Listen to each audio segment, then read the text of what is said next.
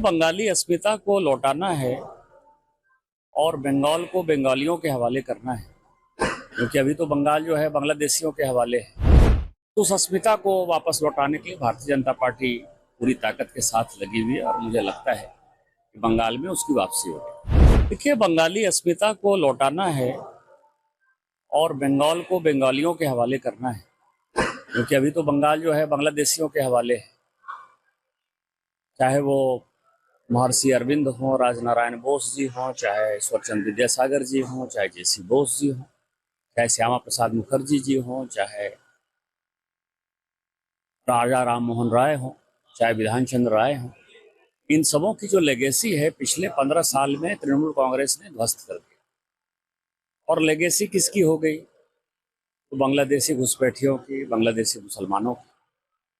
तो उस अस्मिता को वापस लौटाने के लिए भारतीय जनता पार्टी पूरी ताकत के साथ लगी हुई है और मुझे लगता है कि बंगाल में उसकी वापसी होगी। ओबीसी के साथ आने के बाद लगता है आपको कि कुछ हमको दूसरे पार्टी से कोई मतलब नहीं है। मतलब ये है कि भारतीय जनता पार्टी ग्राउंड पर मजबूत है और हमारे कार्यकर्ता मजबूती से वहां लड़ाई लड़ रहे हैं और हम भारी बहुमत से जीते। आपके चश्मे से क्या लग रहा है, बंगाल की स्थिति कितनी मजबूत होगी, कितना मजबूत किला हो जाएगा?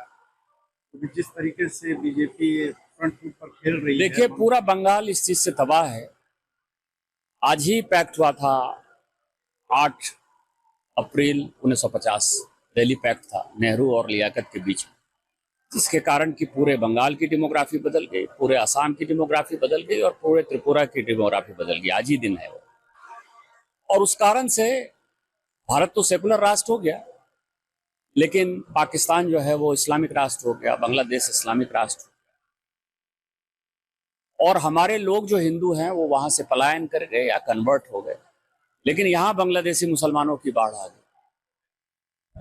तो आज के दिन सभी लोगों ने जो है, चाहे वो बंगाल के लोग हैं चाहे आसाम के लोग हैं, सबों ने शपथ ले रखा है कि बांग्लादेशी घुसपैठियों को यदि खदेड़ना है तो भारतीय जनता पार्टी ही ऑप्शन है।